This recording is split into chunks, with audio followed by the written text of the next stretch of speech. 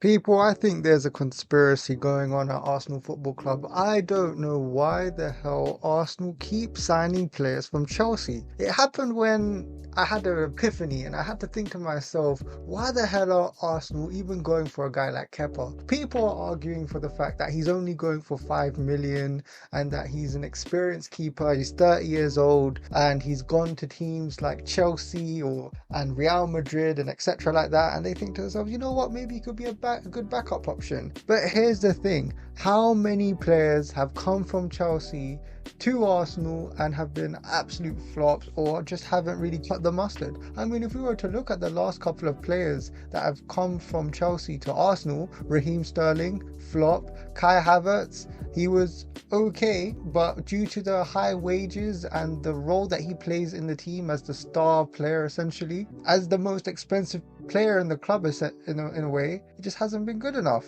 Jorginho, he's been solid, but he was on the decline, so he was just merely a bench option. Willian, less said the better, only scored 1 goal in 37 appearances.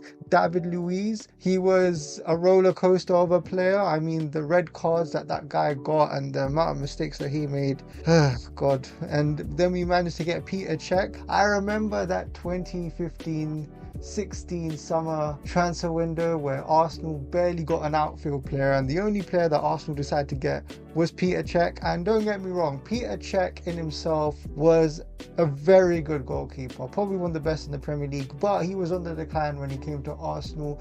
It was clear why Jose Mourinho let him go, because they knew that he wasn't going to be the starting guy for Chelsea anymore, and for Arsenal he was going to be the star goalkeeper. So it just showed the standards at the time, and yeah, what else can I say about that? And then there was a big gap of Yossi Benayoun, Diarra, and the guy that started it all, William Gallas, who a lot of Arsenal fans absolutely despise to this day. I mean, what an absolute douchebag to just have the number 10 shirt after Dennis Bergkamp and to leave Arsenal and go to Tottenham and do what you done. Man, less said about William Gallas the better. But honestly, like I said, why do Arsenal continuously link themselves with players from Chelsea? It doesn't make any sense.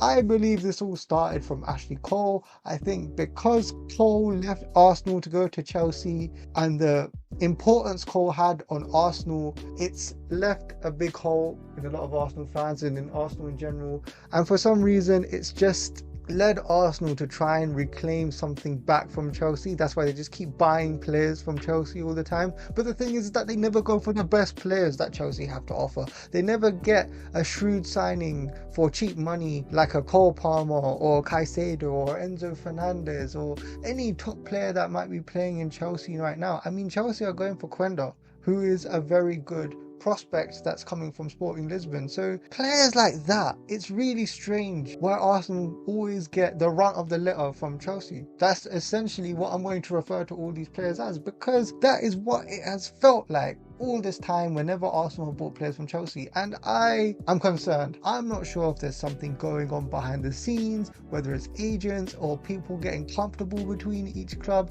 because it's absolutely ridiculous. It's annoying, it's frustrating. I don't want to see Arsenal spend any more money buying Chelsea players unless it's a top class player that's going to actually hurt Chelsea to its core. And they thought they could do that with Kai Havertz, but let's be honest, he hasn't been the player that a lot of people thought that he may be, or what Arteta thought he would be. He's done an alright job, but alright for the money he's on and for the role that he's been given and for the status that he's supposed to have in the team, it's just not been good enough. And he's the highest paid player in the club, so that's all you need to do, and that's how you need to judge how the players should be on the field. But anyhow, that's just my thing on Chelsea and just Arsenal, and I don't know why they constantly do this, but hopefully there needs to be an investigation. There needs to be someone from the FA or somebody that looks into this, because I get players and clubs deal with each other, especially abroad like Dortmund and Bayern or something like that, but I remember a time when it would be absolutely criminal for rival clubs to buy and sell from each other. It would be a myth. It would be like something rare out of the occasion, something blockbuster essentially, but it's just happening too often. It's happening very frequently, especially between Arsenal and Chelsea, and Arsenal always seem to lose out. I just want want Arsenal to steal a player off a club. Like, for example, I don't know, if